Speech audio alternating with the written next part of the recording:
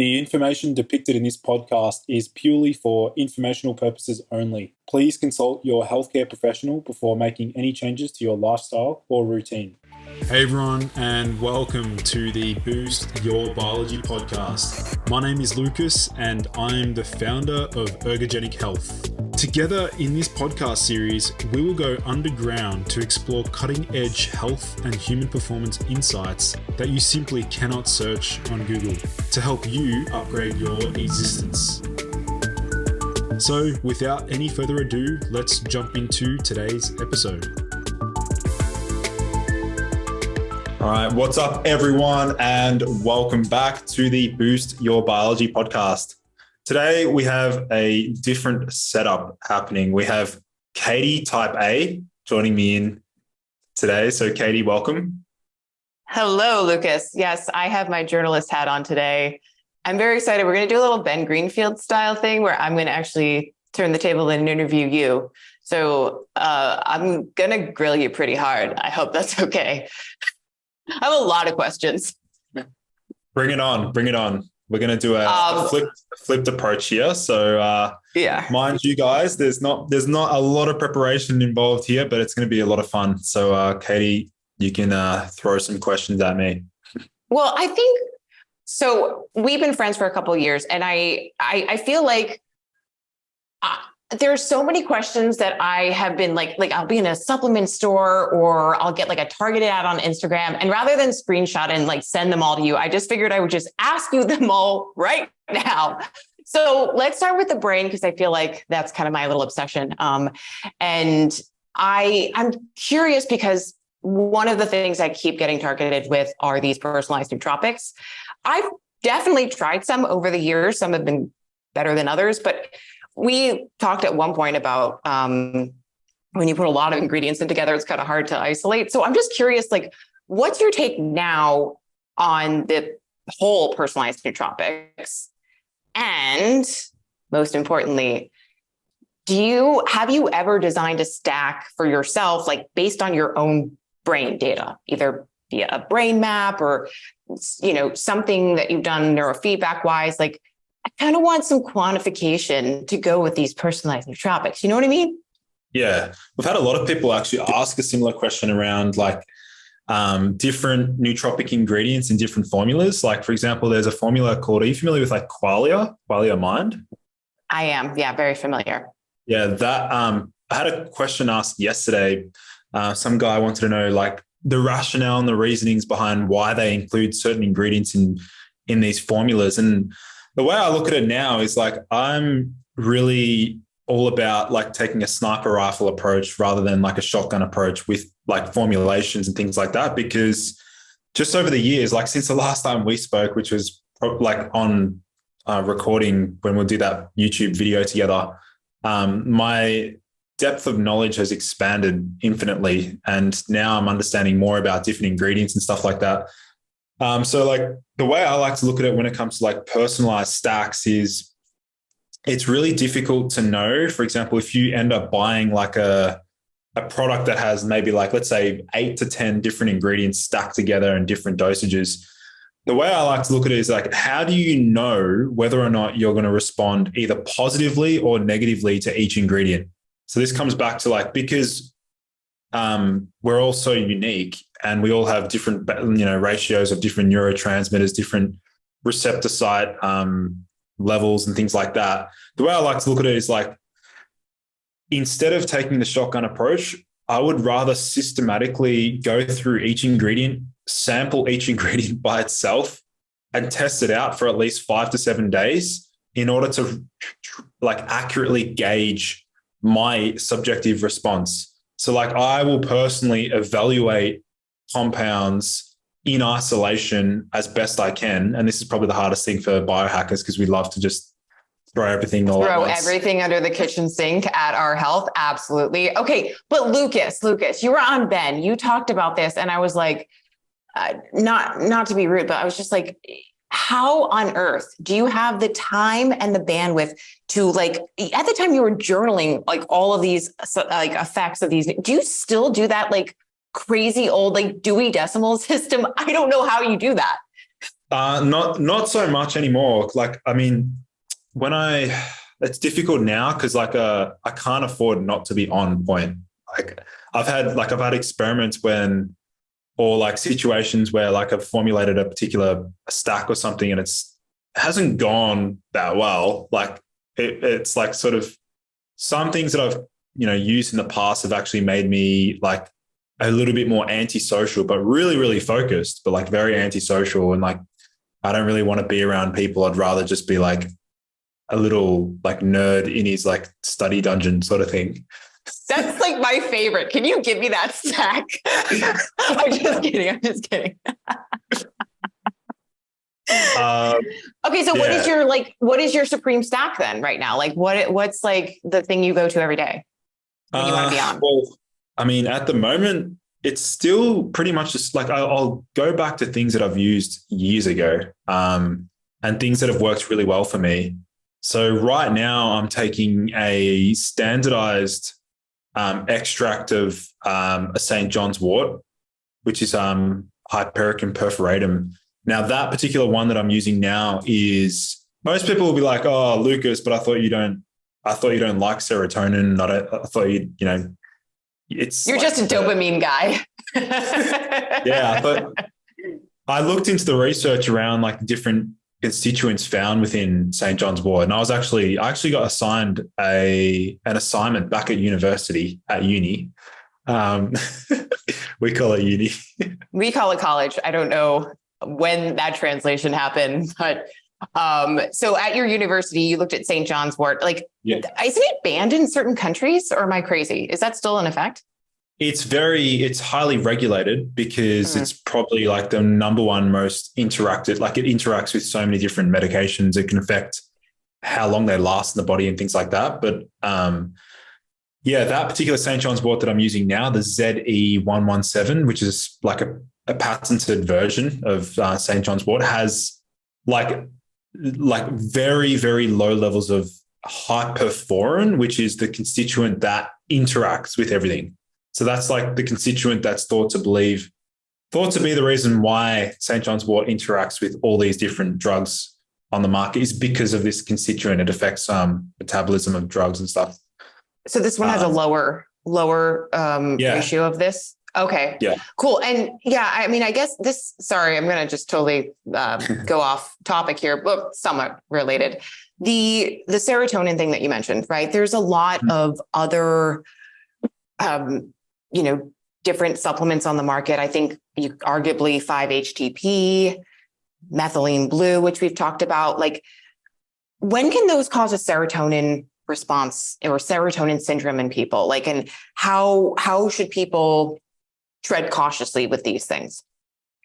This is a really important question because a number of people have actually messaged me like privately or sent me emails about like accidentally developing, serotonin syndrome, which occurs when the individual combines two substances or compounds or drugs that can either slow the degradation of serotonin or enhance serotonin's actions or increase the total output of serotonin in the brain. A great example is what you mentioned there, like 5-HTP being a direct precursor, a direct precursor of serotonin. If you combine that with things that also inhibit the reuptake, for example, like an SSRI, there is a chance of developing something known as serotonin syndrome. And actually, this is one of the, there's a theory floating around ashwagandha potentially causing a very low level serotonin syndrome because it can actually mimic the effects of certain SSRIs by desensitizing the 5-HT1A serotonin receptor, and that can lead to like excess serotonin symptoms. So what is serotonin syndrome, just for anybody who doesn't really know, and what are the symptoms of it? How dangerous is it? Yeah, so serotonin syndrome, it can be fatal. Like it's actually extremely dangerous. There's a guy in the health space, Coach Jake Carter. He actually was on the verge of developing it. And luckily I was aware of the symptoms and I actually helped, I think I saved his life really. Like I was actually fast enough to recognize the symptoms. So the symptoms are, Was this in your like was this like it like he was just posting on IG, or was this like in your coaching this was like just like calls? just a general friend of mine, like just who reached Wow. out and knew that I knew a lot about neurotransmitters and stuff. And some of the symptoms that he developed was like, so nausea, vomiting, muscle hypotonus. It's like your muscles feel like they like contracting involuntarily. Mm, You can develop like a severe fever and also ridiculous like tachycardia, which is like accelerated heart rate. interesting. Wow. And yeah, is there something that's like a dopamine syndrome? Just curious, like if you have too much dopamine, because again, there's so much experimenting in the biohacking field, which is fantastic. But I think there's a lot of like, I want to try everything and feel on all the time. I mean, I'm certainly guilty of that. I sometimes take way too much in terms of like nootropics that I think are going to enhance productivity. And then what I find is when my dopamine levels are so high, I can't even focus because you're just like in this overstimulated state, which kind of like if you have too much coffee and you're just beyond jittery, you're like, I can't now actually be productive. So is there something that's kind of like the equivalent of serotonin that would affect dopamine? Well, what you're describing there, like that state characterized by like excess dopamine, I think a lot of those symptoms are actually attributed to dopamine's metabolite norepinephrine and epinephrine, or noradrenaline and adrenaline, because dopamine goes down that pathway and that cascade. So I think if people misattribute the negative effects of high dopamine, I think a lot of it actually may come from its conversion into norepinephrine and adrenaline. Now, you can actually block that. There is a way to block that conversion from happening, not to a large extent, but you can take an amino acid, what's actually a peptide known as L-carnosine, not carnitine, L-carnosine. It's a dipeptide that's used for anti-aging purposes, reducing advanced glycation end products, and yeah. I think I just got a targeted ad for that, actually.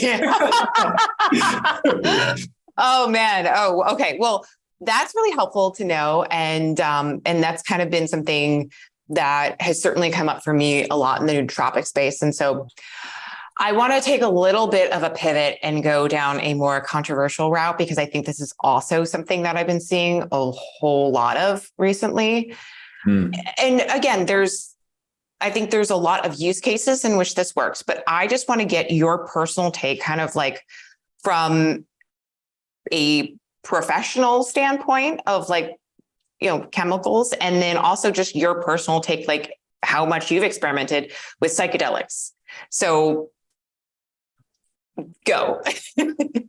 Well, I mean, I personally haven't actually used any of the traditional psychedelics yet. And the reason why I say yet is because, well, first of all, I haven't had a calling to try them yet.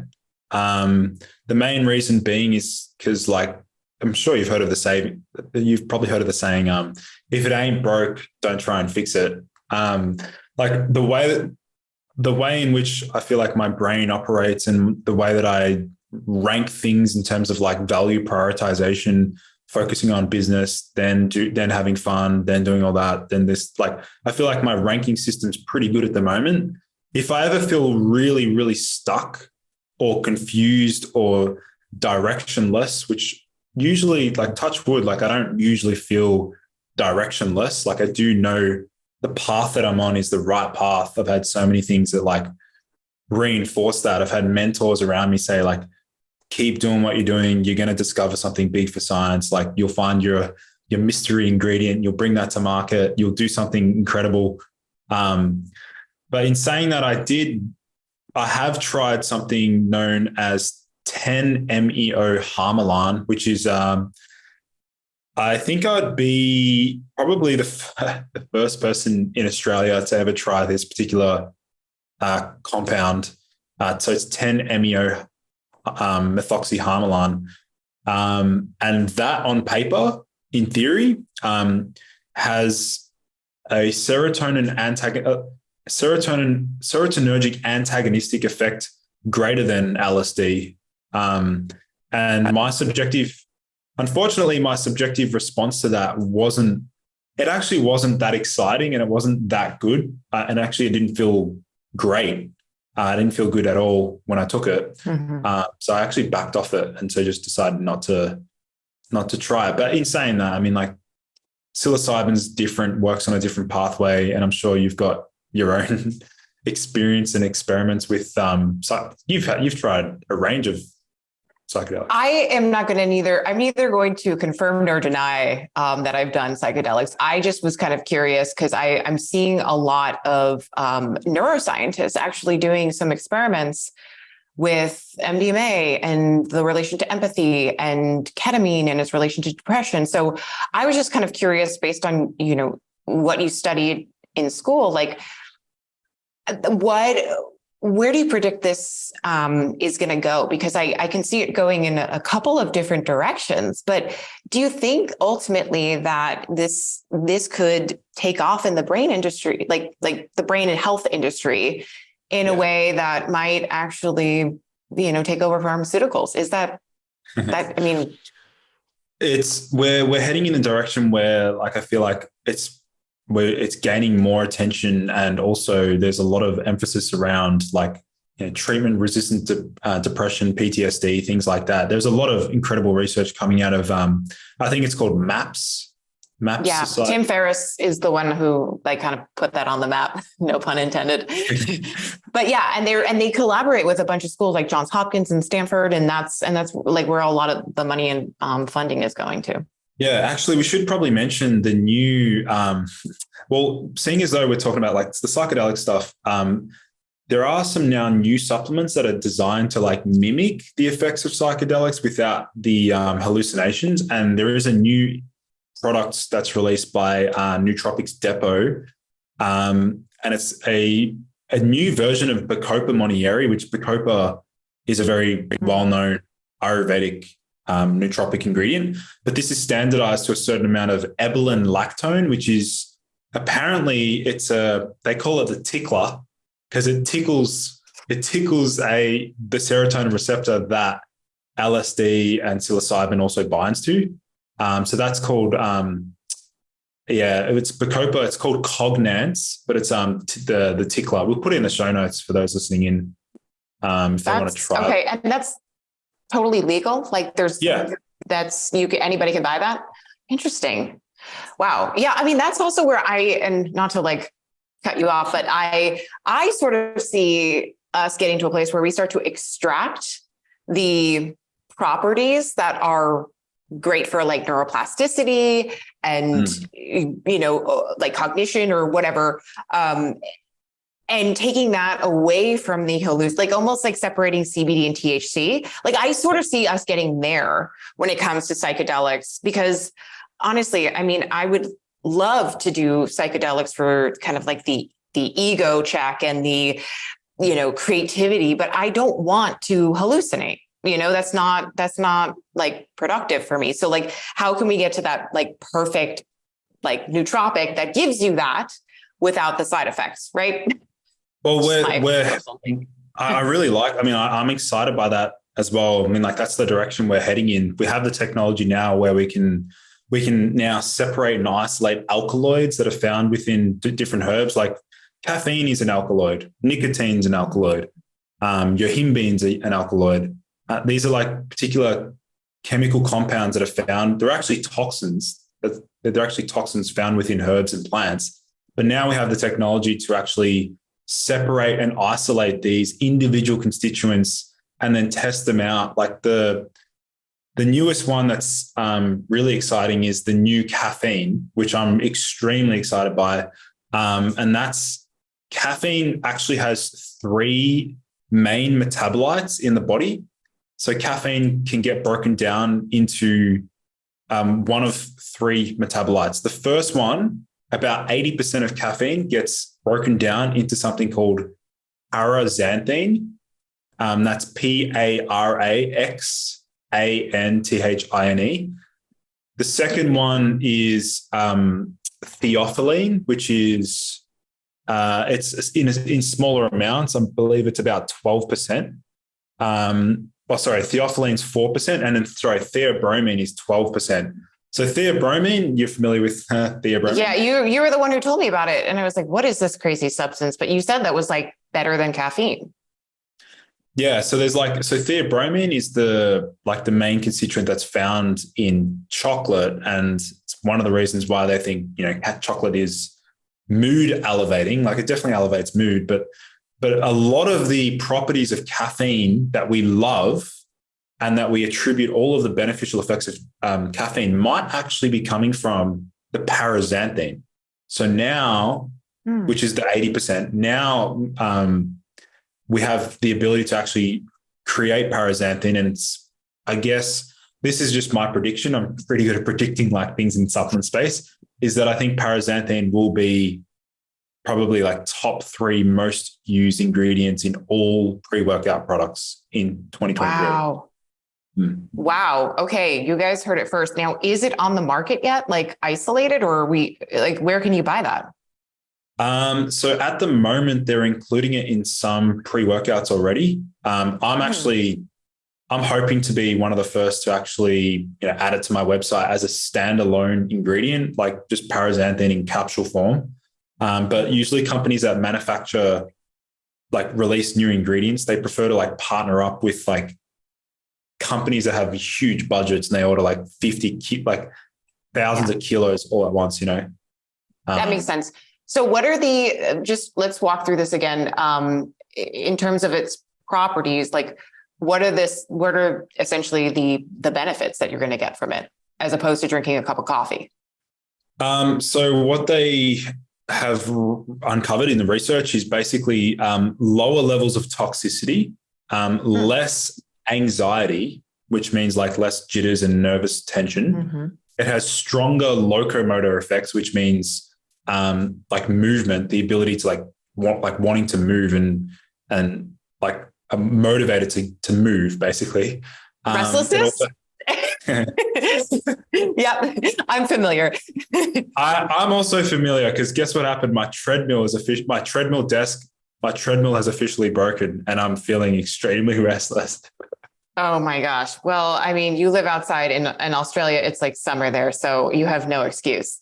But okay, so that's interesting. So if you're really looking for something that's more of the cognitive effects, I mean, in theory, could you potentially take this like in the afternoon? Because I try to do a cutoff with my caffeine by, I don't know, 3:00. Again, I'm a very fast metabolizer of caffeine. If you do your genes, you can actually like genetic profile, you can see what like if you're slow or fast. And so I was blessed with fast metabolism of caffeine, but I still try to monitor it for my sleep. So 3 p.m. is usually like the end of the cutoff.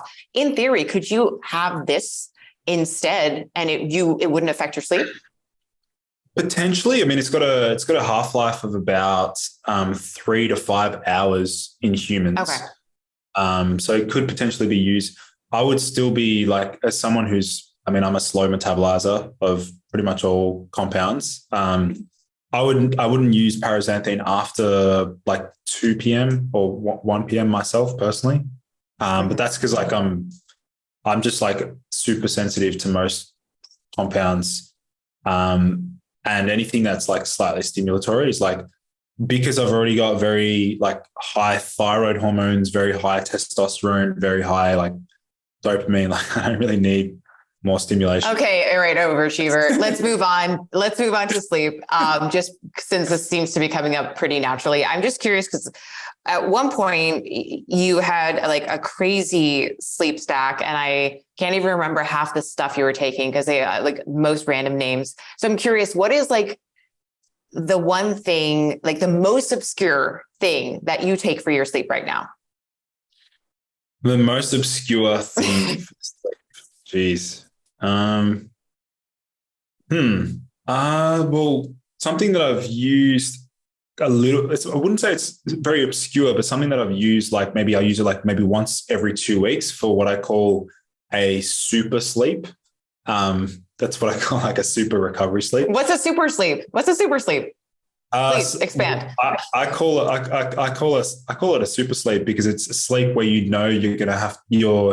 going to be in bed for at least 10 to 11 hours instead of it being just like 8 hours in bed. You're deliberately like subduing yourself, forcing yourself to be like, tonight is a super sleep. It's going to be a recovery sleep. I pushed really hard Monday to Friday, or like I've done like 6.5 hours every night, Monday to Friday.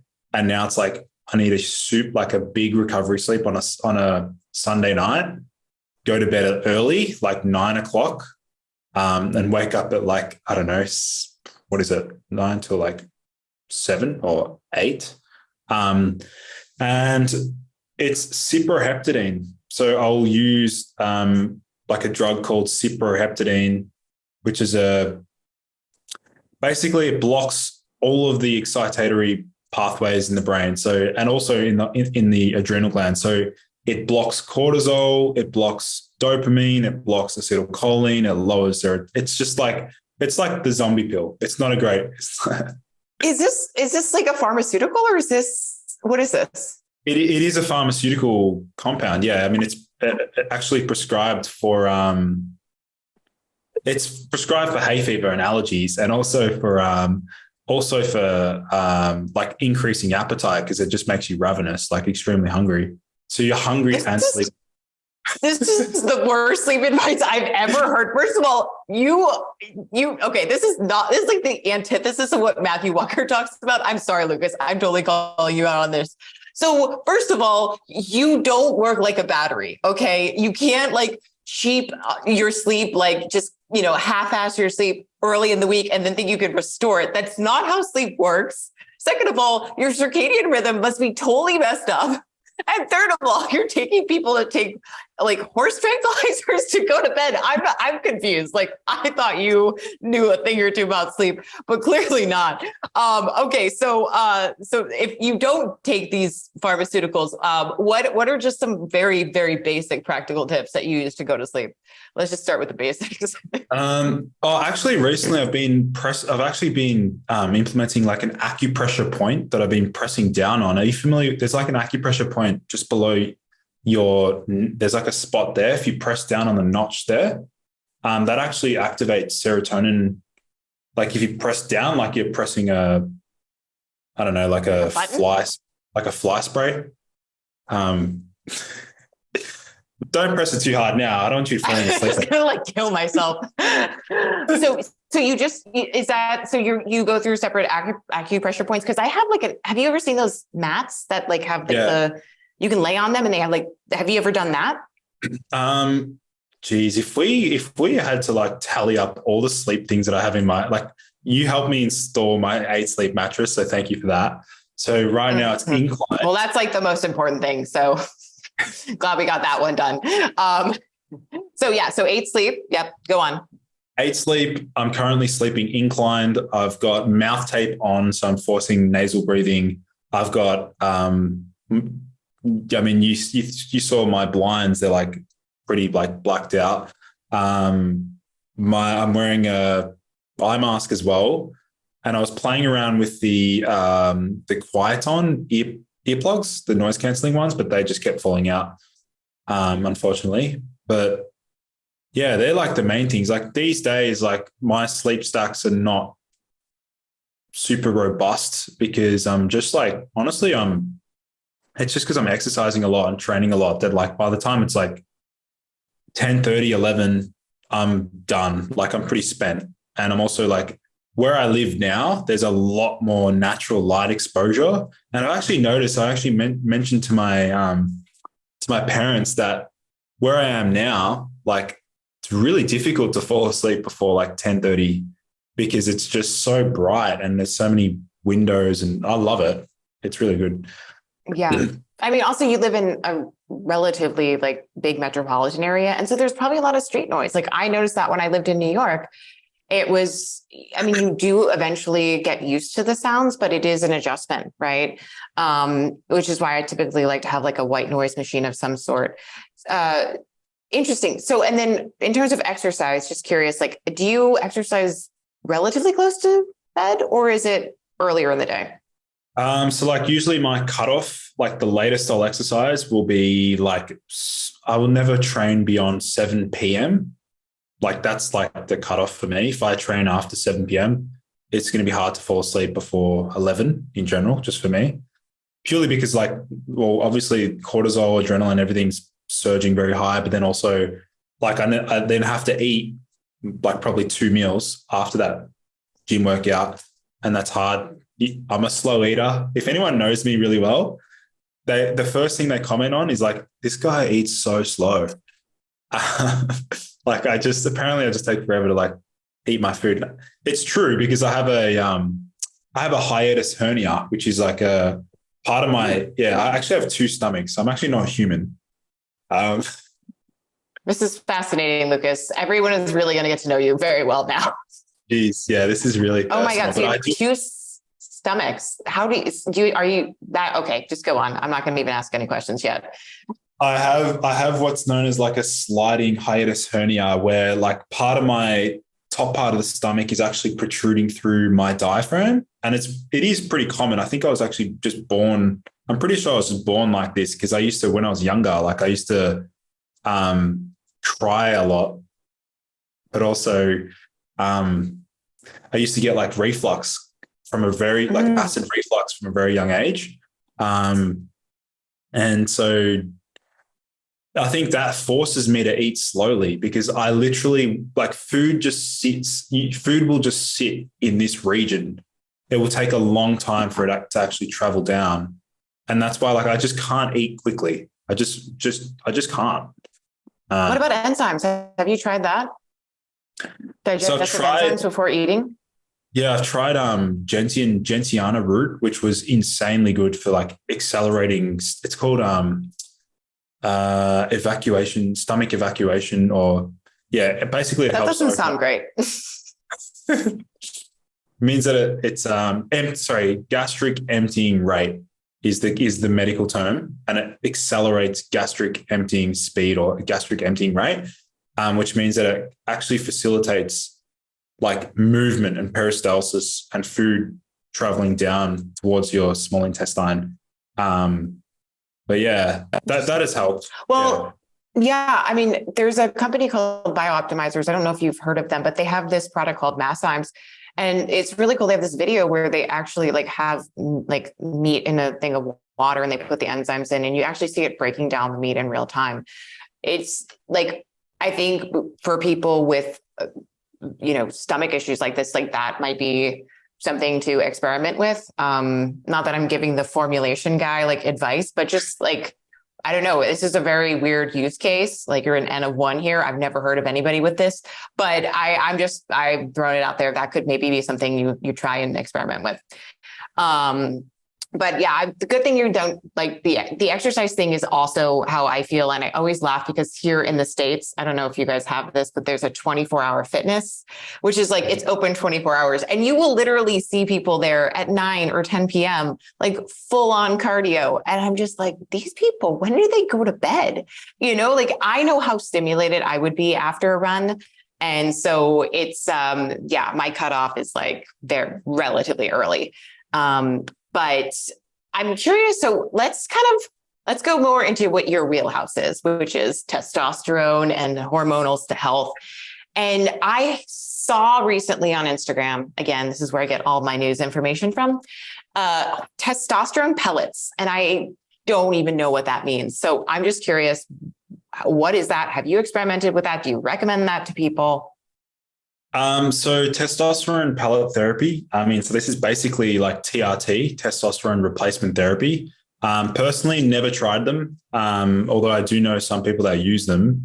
I would never use this form or even testosterone replacement therapy until the age of like, I'm guesstimating around the age of 35 is when I'll probably dive into like testosterone replacement therapy.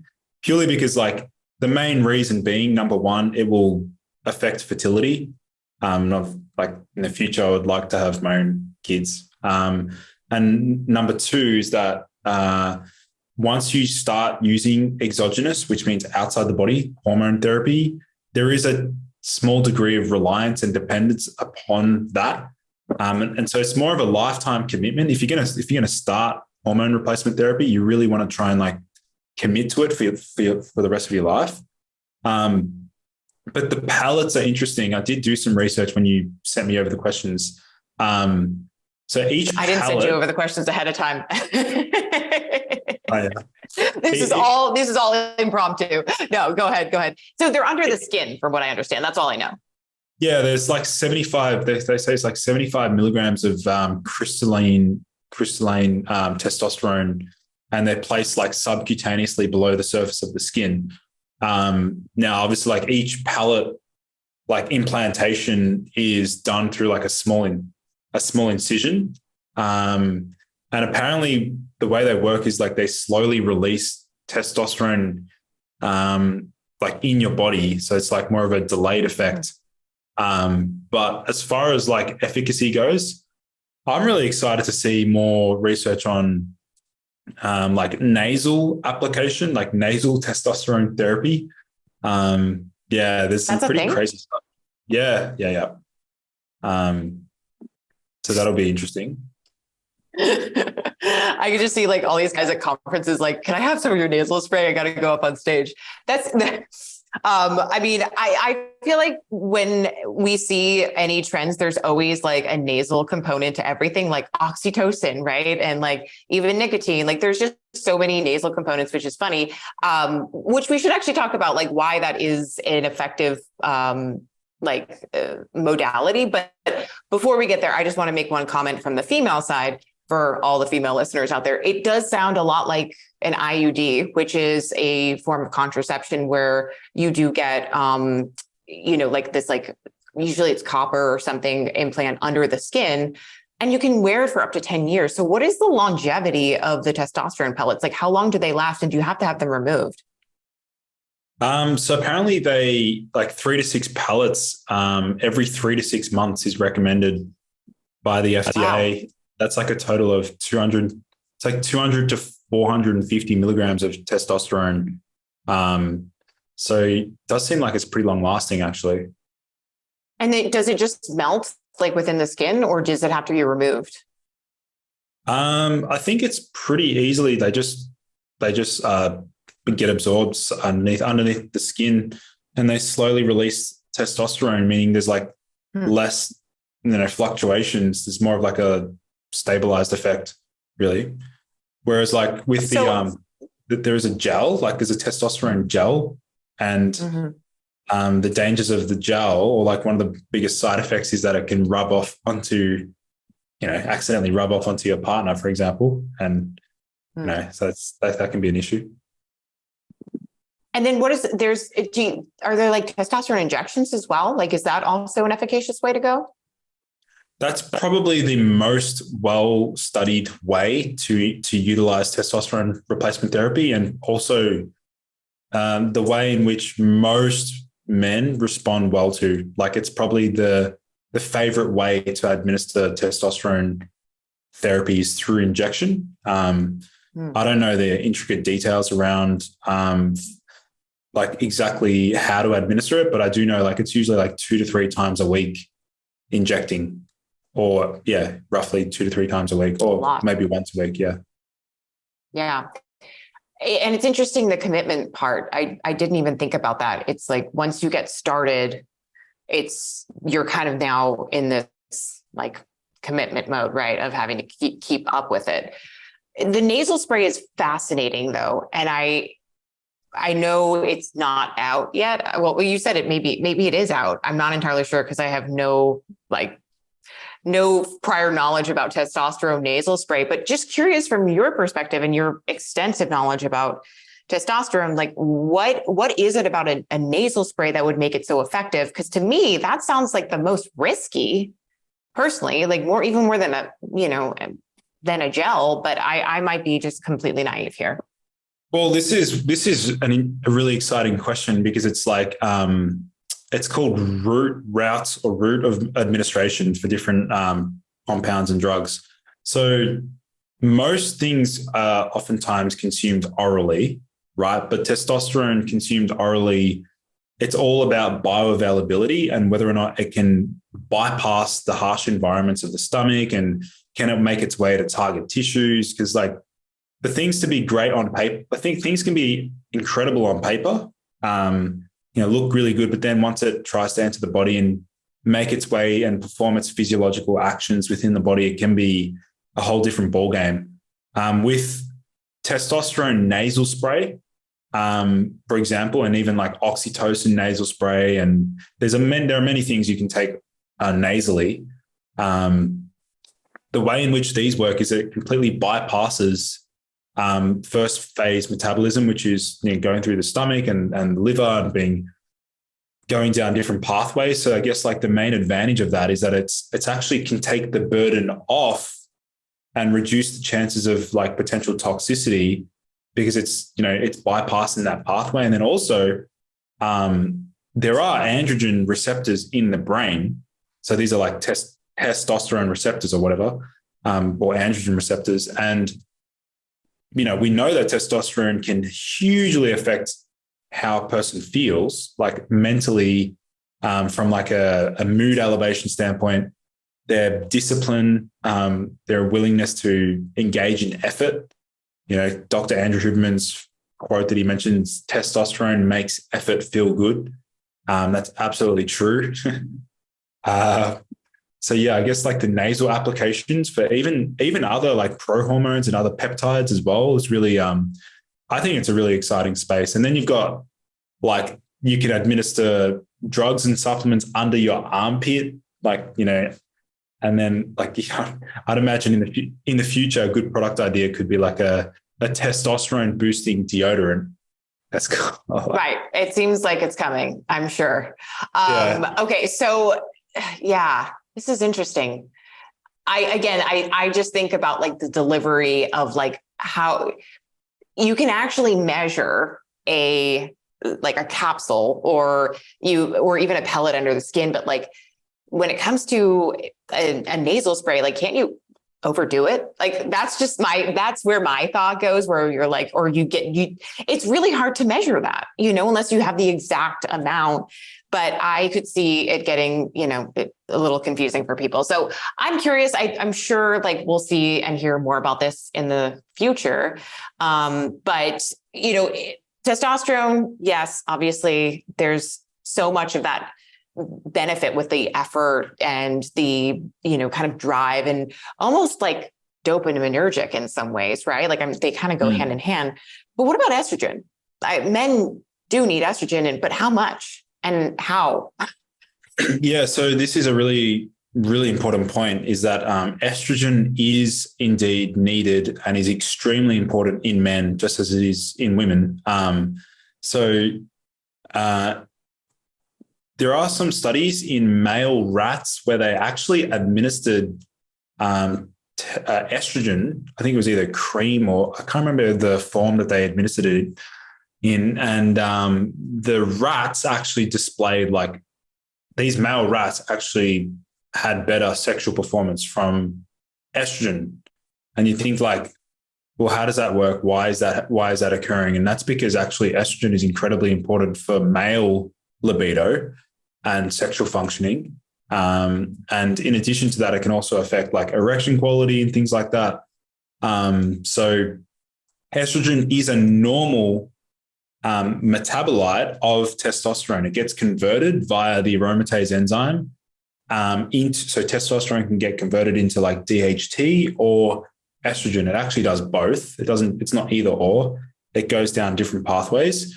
And estrogen's physiological benefits and actions are it's highly neuroprotective, so very good for brain health, very good for bone health, improves circulation and blood vessel formation. Even in general, it's just highly cardiovascular protective as well. So a lot of the benefits of actual testosterone replacement therapy, a lot of it actually comes from its conversion into estrogen. And if you talk to like guys that deliberately try and block they take what's known as aromatase inhibitors to deliberately like block the conversion of testosterone into estrogen, like they can experience nasty side effects like popping joints, depression, anxiety, low libido, all that sort of stuff. Wow. What is the rationale for taking that? So their theory, and it's somewhat like it's pretty true to a degree, is like if they lock estrogen, they're less likely to develop man boobs or gynecomastia, which occurs when there's, in some cases, can be driven by too much estrogen.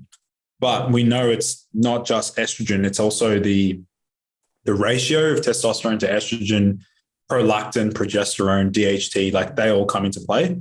But the estrogen side of things, like if guys that deliberately try and lower estrogen, a lot of them are like athletes and bodybuilders. They're looking for that dry, hard, lean look, and it can give them that dried out effect because estrogen can affect like water retention to a degree in the body and hold water weight. So yeah, that's the main reason.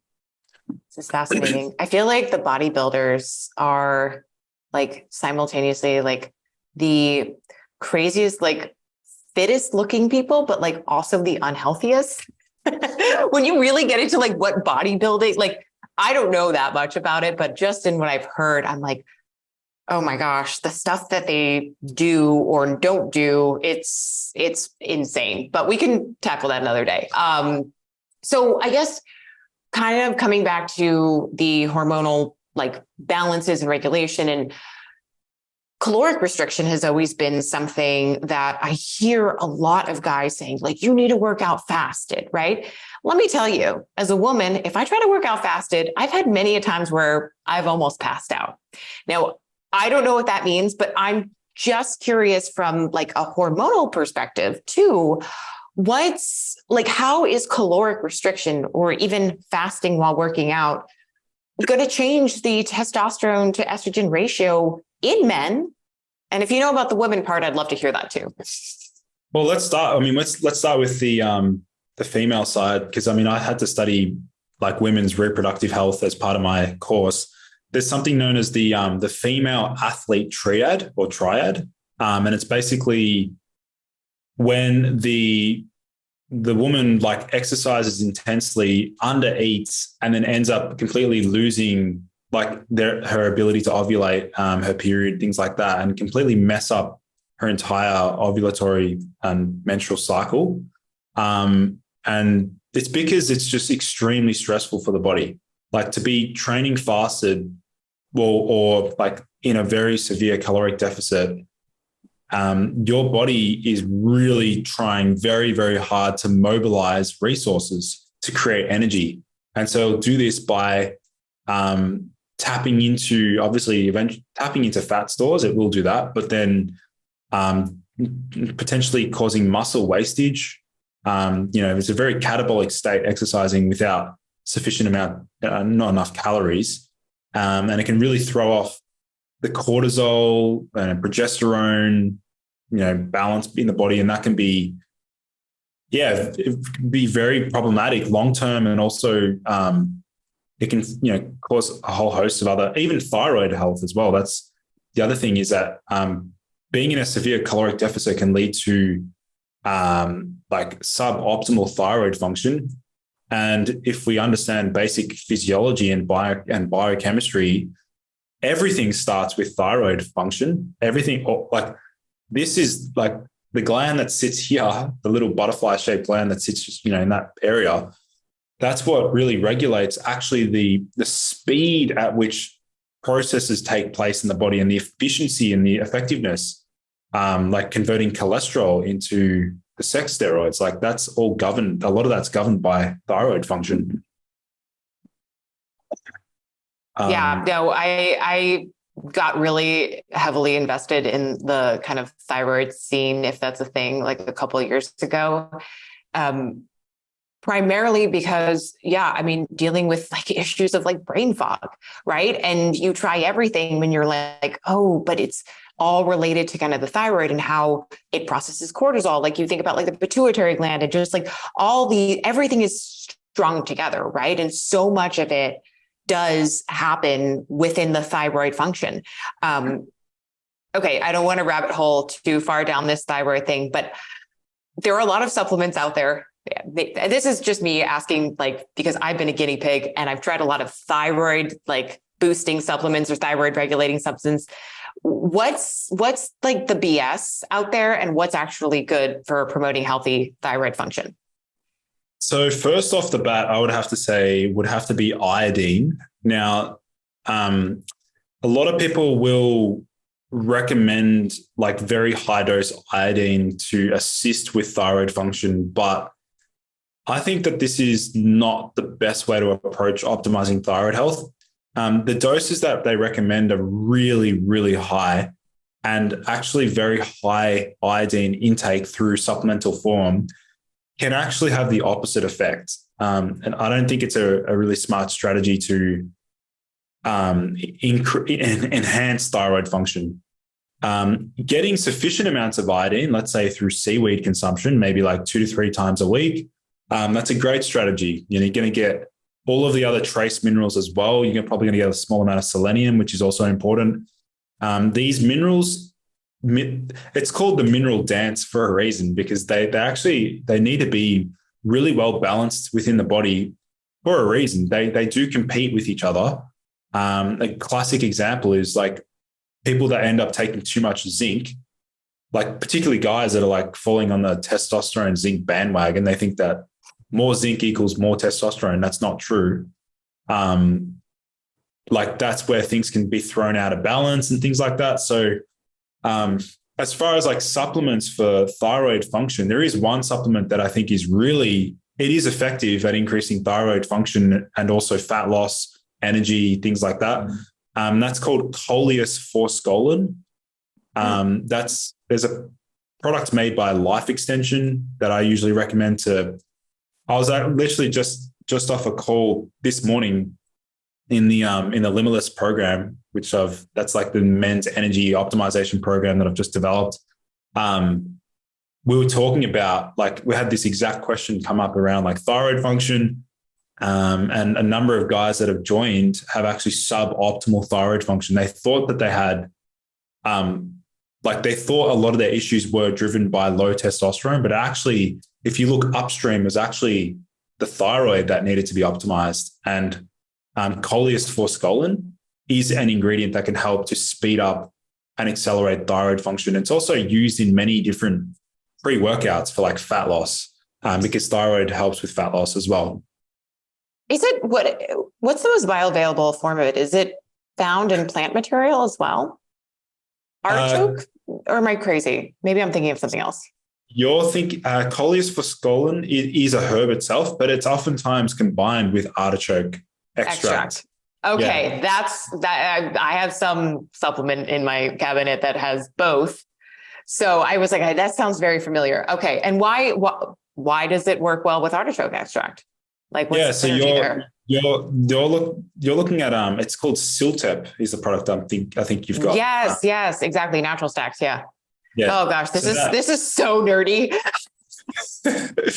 Classic. This is what happens with two biohackers that have nothing else to do but just experiment with all these like crazy, like obscure things. Okay, so Siltep, they have both, and there's a couple more that have jumped on that bandwagon. That combination is actually a really lovely combination. I've subjectively noticed really good effects from. I take as part of the start of this. You asked me like what's something that I take consistently or that I'm taking daily to like make sure I'm on point. Well, artichoke is in my stack pretty much like 5 out of 7 days of the week for me. It's one of those products that like I originally started using it for liver health because I know it's extremely good for, it's called a hepatotropho restorative, which means that it's a liver regenerative herb. And in Chinese medicine, they consider artichoke extract to have no contraindications. So that means that it's the most benign, safe herb to use. So I was like, oh, I'll give this a shot for general liver health and all that sort of stuff. But then I noticed all the nootropic benefits. And I'm like, when I take artichoke extract, I notice that my verbal fluency improves. I notice that I'm like, I know it's the most random thing ever, but I just noticed that I feel like I can communicate more effectively. And I know that feeling. And it's like, and again, this is why I was asking you, how do you quantify these things? Because part of me wonders if it's placebo, if it's like I have a blend today from Thesis. It's called Confidence. And anytime I do any type of speaking, I always take it. And I'm like, it always makes me feel really good. Is it the thought that like, I know I had a one-off where I took this blend and I felt good that day. And so now it's like this repetitive cycle in my head. Again, I'm getting really deep into the weeds here of like the psychological implications of this stuff. So just let me go off on this rant, but feel free to comment after. So yeah, there's this part of me that's like, if I keep taking artichoke extract, I get the same results. Of course, I'm going to naturally think it's helping, but at the same time, like, is it just the artichoke blended with something else that's giving me that effect? Secondly, I'm going to push you on something here, my friend, because I know you're very big on the formulation stuff, but what about food sources and bioavailability? Like, could you argue that it would just be better to eat an artichoke? This is a good question. I mean, the bioavailability aspect, I'll address the first question, which was around how do you assess your response? So it's like, I actually asked myself this question the other day. I'm like, how is it possible for my mind to be able to feel my mind? Like, what is happening here? Like when I take artichoke extract, for example, or if I take something that will make me feel like I have brain fog for me can represent as like a heaviness feeling in my head. But where is the heaviness feeling coming from? Is it actually is it a physiological blockage of the circulation? Is that why I'm feeling like a heaviness feeling? When I take artichoke extract, I feel the opposite of that, which is like a lightness feeling. And that lightness feeling just means like it feels like it gets rid of like the brain fog or like things that create the heaviness feeling. I don't know. It's really weird. This is interesting though. And I'm glad you brought this up because I think maybe you can give like a couple tips for people on how they can actually start to assess. And I'm actually selfishly asking this question because I have for years had a really hard time figuring out what works and what doesn't, even when isolating things. Like, do you have any type of like format or chart where you go through like these, like the benefits or the symptoms or whatever you're experiencing and like bubble it in like a Scantron or something, where you're kind of going through systematized and you're comparing every single thing based on a rubric or a grading system? Do you do something like that? Or is it just like random notes? Like, I feel my brain is heavy today. I went through a phase when I was like ridiculously, like really meticulous with that sort of stuff. But then I just outgrew that. And now I'm just doing like, I'm just doing on my Evernote. I've got an Evernote that I've set up and I'm basically I've got keywords that I just, will search for. But it's like the high level of, if you're in the biohacking space, the biggest advantage that you can have, or like the best way to just like, I guess, optimize your performance and well-being is like the sooner you can understand how your body functions and how you respond to things, the faster you build that level of self-awareness, the faster you're going to succeed, because you're going to reduce the chances of having average days and you're just going to increase the chances of having fantastic days. And the more fantastic days you have, the better your life quality is, the better you're able to achieve your goals, the quicker you can scale your business, the quicker you can, just get out there and do things, Yeah. Do you want to hear something that's really weird that I just recently introduced? And it's one of those so basic supplements that I almost am laughing that I'm taking this because you can get it so easily bioavailable wise. Vitamin C. Like, I take a liposomal vitamin C and I feel on top of the world. And I don't know why that is the case, but I have now made that a part of my morning routine, because it invigorates me in a way that I hadn't felt without it. So yeah, it's a lot of trial and error. And sometimes it's the most basic of things. Vitamin C, you can get that anywhere. You can eat an orange, but it's just something to this specific one that I'm using with the liposomal, and just, yeah, it's crazy. So sometimes it is worth noting, when you start to get lost in the sauce of all of these different nootropics and all these different compounds. And I mean, come on, peptides are sexy. Like, everyone wants to talk about semaglutide and like NMN and all these things. And we obviously don't have time to talk about all of them today. We'll have to do it for part 2. But I think remembering to come back to the basics and like get a good night of sleep, exercise, like drink enough water, and make sure your water is mineralized. Yeah. I just got on board the electrolyte thing, and it has changed my life. Well, just going back to the vitamin C, what you mentioned there, like, you know how you said you just don't know why it makes you feel so good. I'm the same. I've had intravenous. I was doing IV vitamin C every 3 weeks. I was doing 15 grams of IV vitamin C, and I was like, why am I feeling so good after this? But it's not immediately after. It was always the next day. And I was so obsessed with like trying to understand like the mechanism of action, like what is it doing? And I came up with a pretty convincing like theory as to like why it actually has this fantastic mood elevating, just feeling great effect. And I actually attribute it to its ability to help recycle something known as BH4, which is tetrahydrobiopterin. I don't know how I remember the name of that, but yeah, BH4. And BH4 is a cofactor to actually synthesize all of the neurotransmitters. It's incredibly important and can be depleted through a range of things. So that was the one theory. The second one was that vitamin C is the most important cofactor for the enzyme tyrosine hydroxylase. And tyrosine hydroxylase is the enzyme that converts tyrosine into L-DOPA and then eventually dopamine. And if vitamin C is incredibly important for that, then that would explain the mood elevation. And then third was also the oxytocin boost as well. Vitamin C can help act and increase oxytocin. So this is mood. Crazy, Lucas. I had those exact same 3 theories as well. So I'm glad we checked that box off. Okay, cool.